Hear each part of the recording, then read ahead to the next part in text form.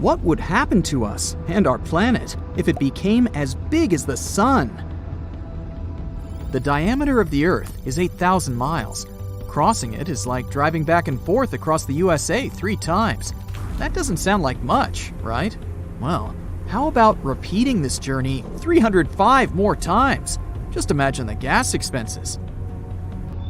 This is the diameter of the Sun, about 865,000 miles.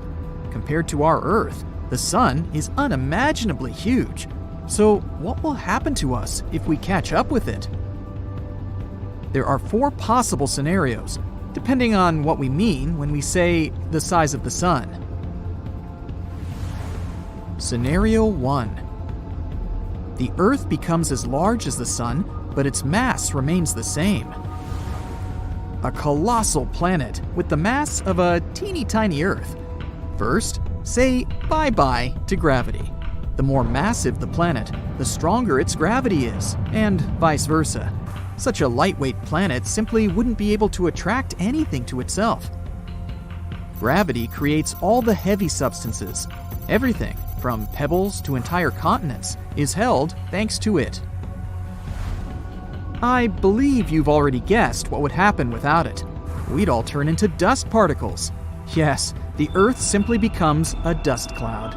Oh, and to add fuel to the fire, the gravities of other planets stretch us to the sides, leaving no chance to collect our planet back together again.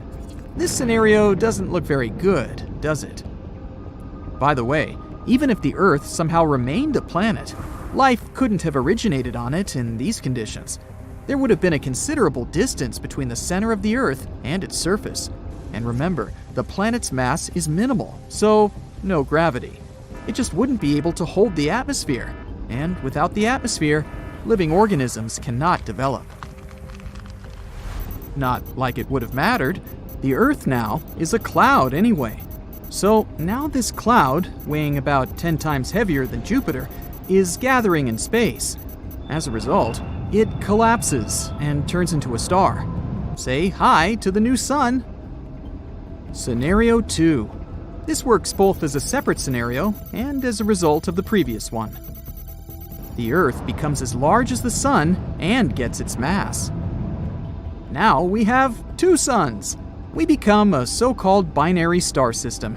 You know what that means? It's time to destroy our entire solar system. Imagine having 2 centers of mass in one system. The planet's orbits become unstable, perturbed by such a sudden change. Once they get closer to our ex-Earth, they collapse immediately, either from tidal forces or the ex-Earth's impact. Yes, even gas giants. Looking at you, Jupiter. Do you know which one survives and finally gets its revenge on us? Pluto. It would probably be the last remaining X-planet in the entire system. It's too far away to notice any changes, except for an increase in the mass of the center of the system. So Pluto's orbit comes closer to our 2-star system, and that's it. The Earth and the Sun would have to accept that Pluto would be their only friend now. The protoplanetary disk that formed our system billions of years ago doesn't exist anymore, so no more planets can be created in our system. That's all well and good, but what about the Earth itself? What would life be like? Let's see. The nights and days now last longer because of the increase in the Earth's rotation time. There is probably a significant temperature drop in the North and South poles. Even on our current small planet, they get sunlight scarcely. So if the Earth's size increased, the area of the poles receiving sunlight would decrease even more. On a positive note, there's a lot more space now. No more overpopulation. The planet's size is so huge that it would take you years to get from one point to another.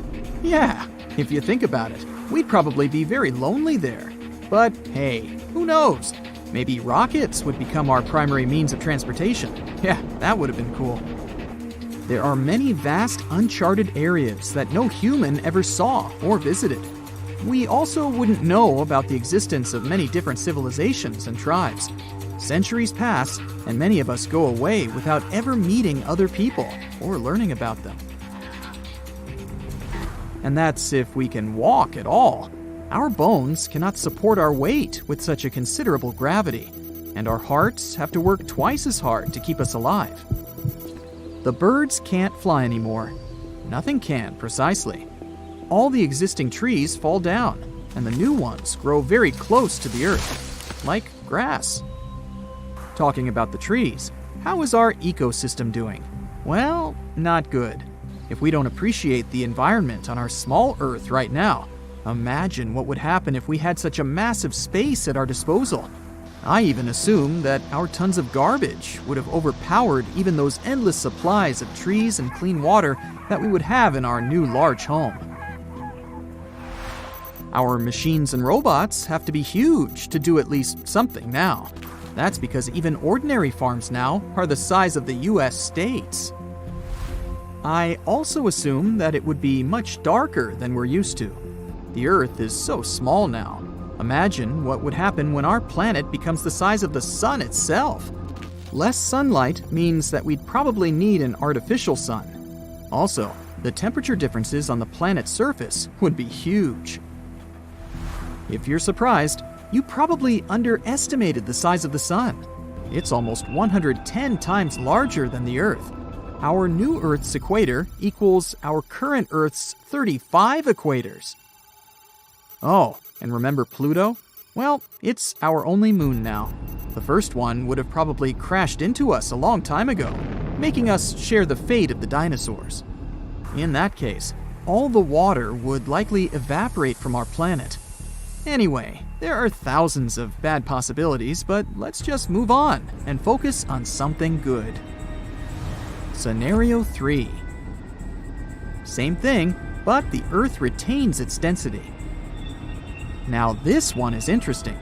We're no longer a planet. We're a star now. In fact, we became even more massive than the Sun. Our planet now has a 3.9 solar mass because we need to balance our low density somehow. In short, it would be almost the same as in Scenario 2, but with more interesting long-term consequences.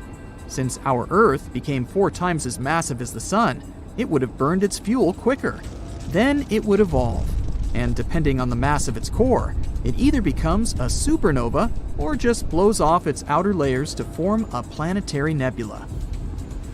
If it goes supernova, the Sun that was so close to us blasts, and now there is just our ex-Earth, a lonely ball with a teeny tiny diameter of 12.5 miles. We're a neutron star. That is, a star made of degenerate neutron matter. That thing is ultra dense and spins very quickly, so you'd better stay away from it. If the Earth becomes a nebula, the Sun collects all the dust and adds it to its mass.